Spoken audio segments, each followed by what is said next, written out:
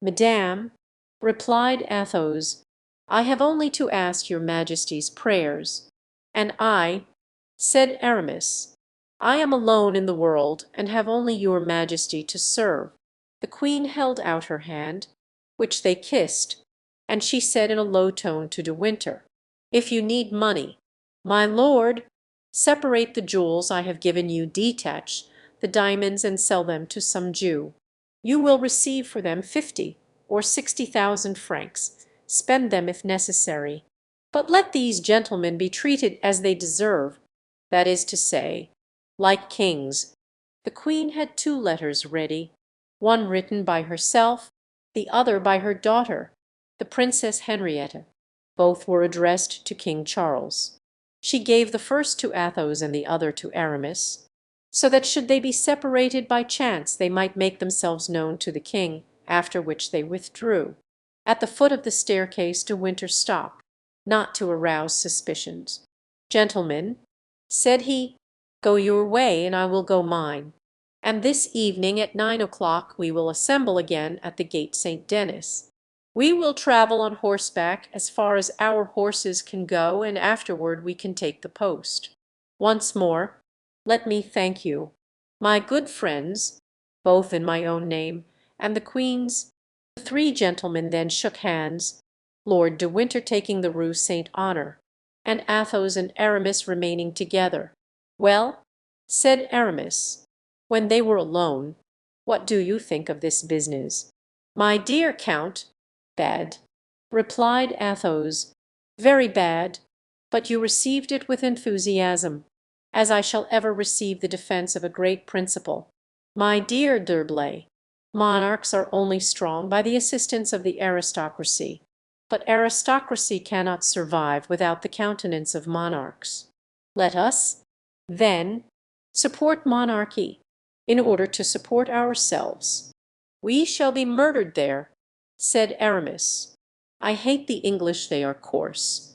Like every nation that swills beer, would it be better to remain here," said Athos, "and take a turn in the Bastille or the dungeon of Vincennes for having favoured the escape of Monsieur de Beaufort? I'faith, Aramis, believe me, there is little left to regret. We avoid imprisonment, and we play the part of heroes. The choice is easy, it is true, but in everything, friend, one must always return to the same question, a stupid one, I admit, but very necessary. Have you any money?" "Something like 100 pistoles, that my farmer sent to me the day before. I left Bragelonne, but out of that sum I ought to leave 50, for Réole, a young man, must live respectably. I have then about 50 pistoles, and you.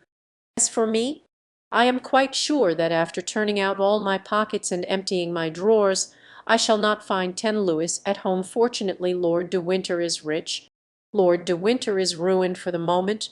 Oliver Cromwell has annexed his income resources. Now is the time when Baron Porthos would be useful.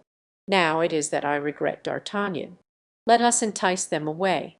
This secret, Aramis, does not belong to us. Take my advice, then, and let no one into our confidence. And moreover, in taking such a step, we should appear to be doubtful of ourselves.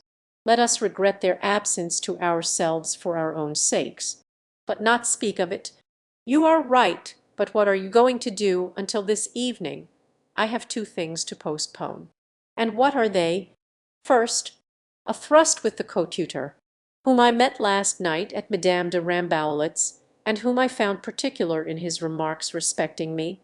Oh, fie, a quarrel between priests, a duel between allies. What can I do? Friend, he is a bully, and so am I. His cassock is a burden to him, and I imagine I have had enough of mine. In fact, there is so much resemblance between us that I sometimes believe he is Aramis, and I am the coadjutor. This kind of life fatigues and oppresses me. Besides, he is a turbulent fellow who will ruin our party. I am convinced that if I gave him a box on the ear, such as I gave this morning to the little citizen who splashed me, it would change the appearance of things, and I, my dear Aramis, of quietly replied Athos. "I think it would only change Monsieur de Retz's appearance. Take my advice. Leave things just as they are. Besides, you are neither of you now your own masters. He belongs to the Fronde, and you to the Queen of England. So, if the second matter, which you regret being unable to attend to, is not more important than the first, oh, that is of the first importance. Attend to it, then, at once. Unfortunately, it is a thing that I can't perform at any time I choose. It was arranged for the evening, and no other time will serve." "I understand," said Athos, smiling. "Midnight, about that time. But, my dear fellow, those are things that bear postponement, and you must put it off, especially with so good an excuse to give on your return.